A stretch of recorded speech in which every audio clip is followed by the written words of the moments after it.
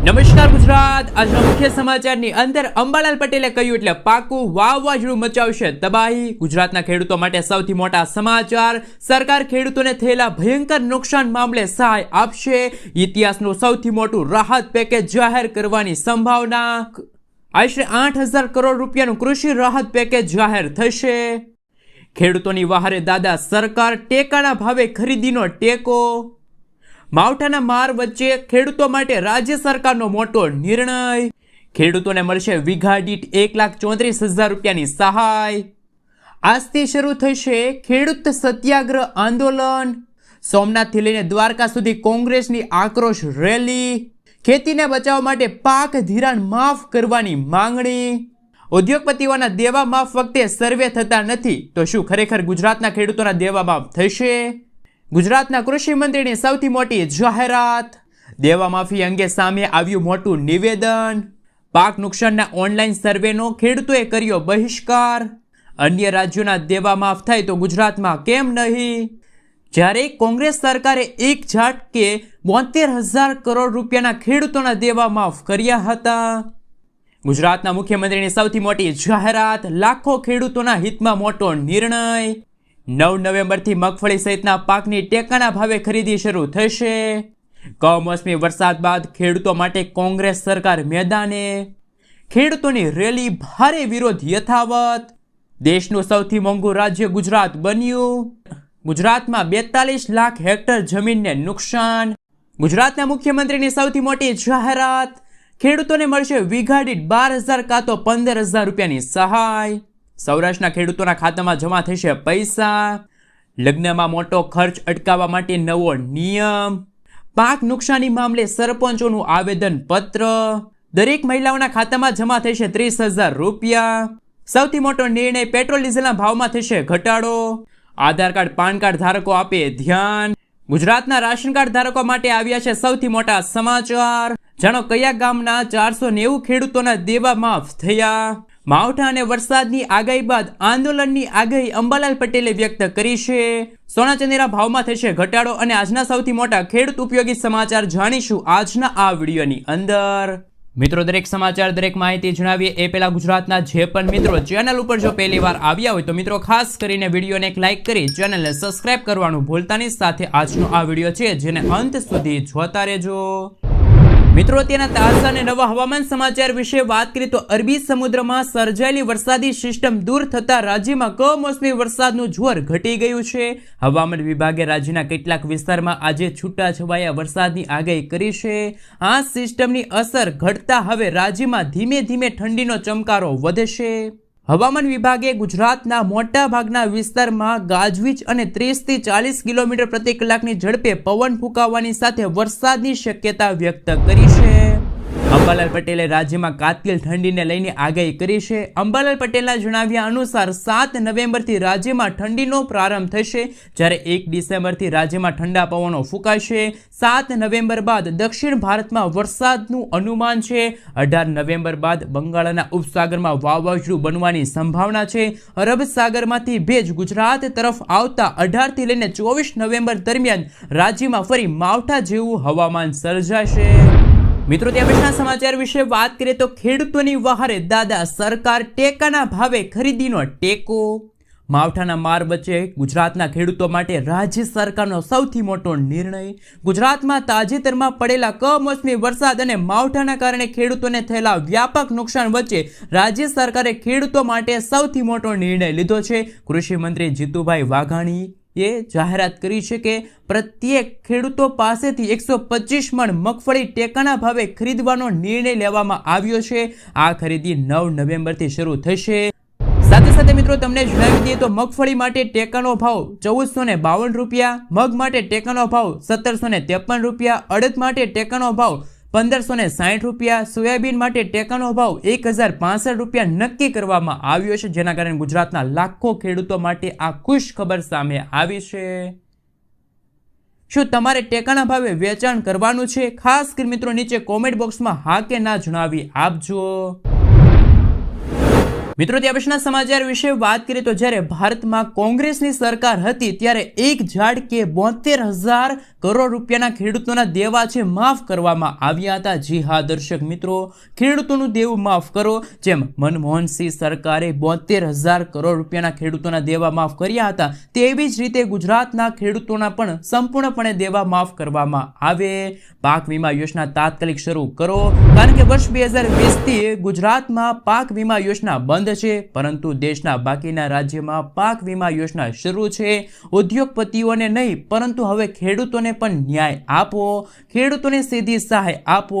કમોસમી વરસાદના કારણે મગફળીમાં ભેજ વધ્યું છે, તેથી ટેકાના ભાવના માપદંડમાં રાહત આપવી અથવા તો દર ખેડૂતોને 1,35,000 થી લઈને 1,50,000 રૂપિયા સુધીની સહાય ખેડૂતોના ખાતામાં જમા કરાવો.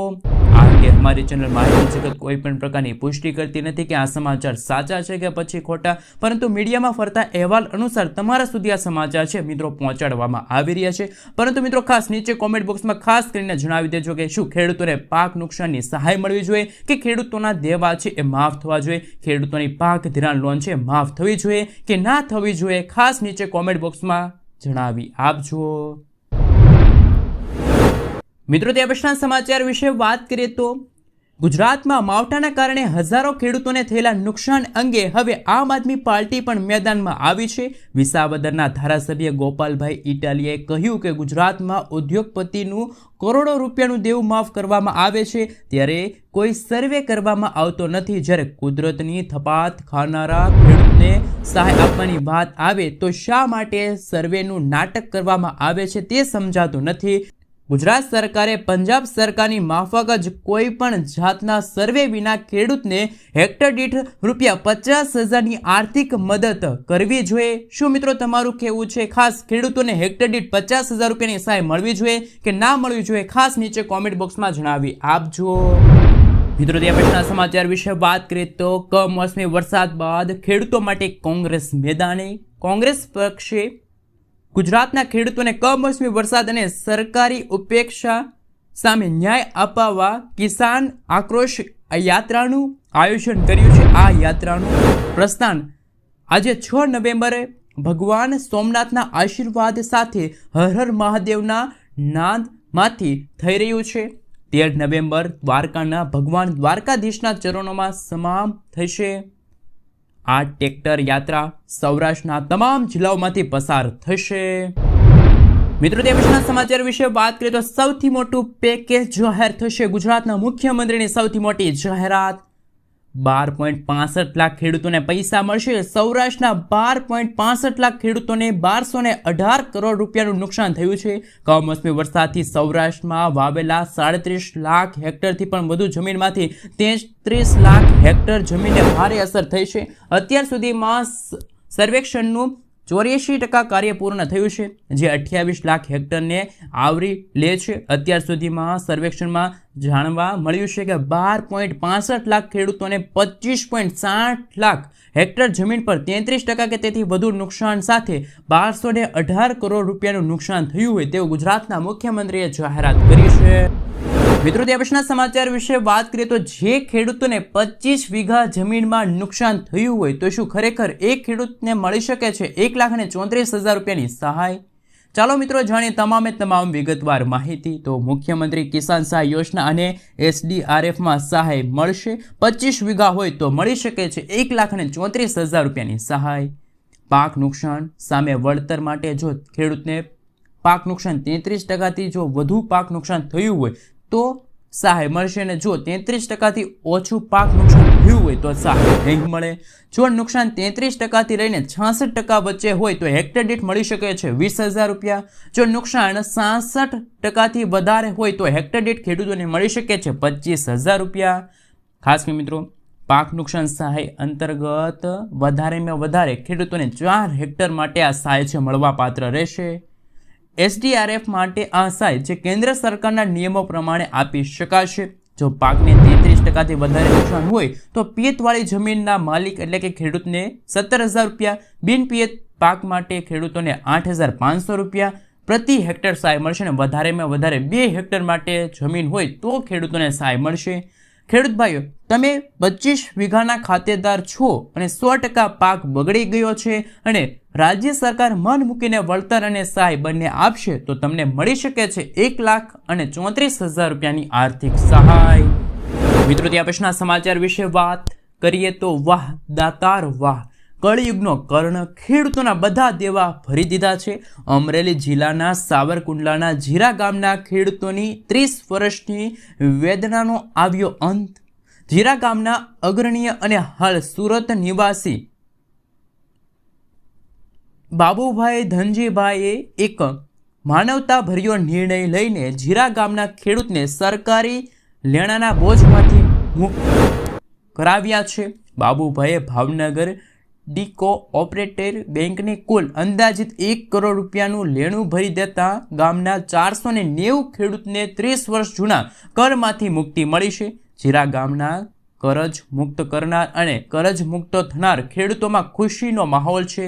220 જેટલા ખેડૂતોને કરજ મુક્તિના પ્રમાણપત્ર આપવામાં આવ્યા છે. કરજ મુક્ત કર્યા પછી ખેડૂતોએ પોતાની પ્રતિક્રિયા આપતા જણાવ્યું કે અમારે 7 બારના બોજ હવેથી નવી મંડળી કે લોન મળતી ન હતી, તેમજ ભાઈઓનો ભાગ ખાતા ટ્રાન્સફર કરવા, જમીન લેવી વેચવી આ કોઈ પણ પ્રકારની પ્રક્રિયા ન થતી હોવાથી 25 વર્ષથી અમે પીડાઈ રહ્યા હતા. અમારા ગામના વતની અને સુરત રહેતા બાબુભાઈએ જીરાવાળાએ અમારું આ કામ કરી આપ્યું, જેથી અમને ખૂબ જ આનંદ છે.